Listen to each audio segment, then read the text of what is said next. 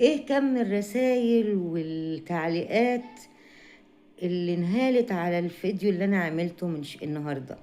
بصراحة انا مش عارفة ايه اللي حصل. تعالوا نشوفوا ايه اللي بيحصل وانتوا زعلانين مني ليه، واعرفكم بيا تاني لانكم شكلكم نسيتوني. مساء الخير ومساء السعادة على قلوب حبايبي ومتابعيني الكرام. طبعا انا زي ما قلت لكم في البداية، ان انا لما سمعت البث بتاع ايمان غوتي وهي قاعدة تسب في الجزائر واللي قاعدين معاها يقولوا لها قولي على ان الجزائريين عنصريين، ازاي وانا اسمع حاجه زي دي واسكت؟ طبعا لا، ما ينفعش ان انا اسكت. فحبيت ان انا ارد عليها بفيديو، فلقيت كم من الرسائل جاي لي: ايه اللي انت بتقوليه ده؟ ايه اللي انت عملتيه ده؟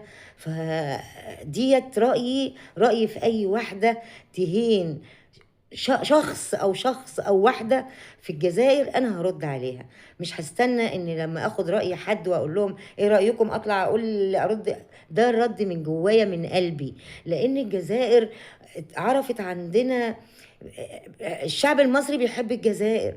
ليه هنعمله فتنة؟ وليه هنتكلموا هيقولوا لها سبي وقولي الجزائريين عنصريين، قولي مش عارفة ايه، اتكلمي عن بلد ايه. ليه هتعملوا فتنة؟ ليه هتعملي فتنة يا ايمان؟ ليه؟ انا عايزة افهم. ما هو ده بقى الاهانة في فنز الوطن. انت كده بتبوظي العلاقات ما بين الجزائريين واي دولة تانية.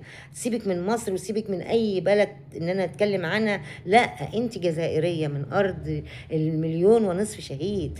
يعني الجزائر مشهورة بدم الشهداء، فملهوش لازمة انك انت تعكري صف وبلد كبيرة لها شأنها ولها قيمتها ولها محبنا.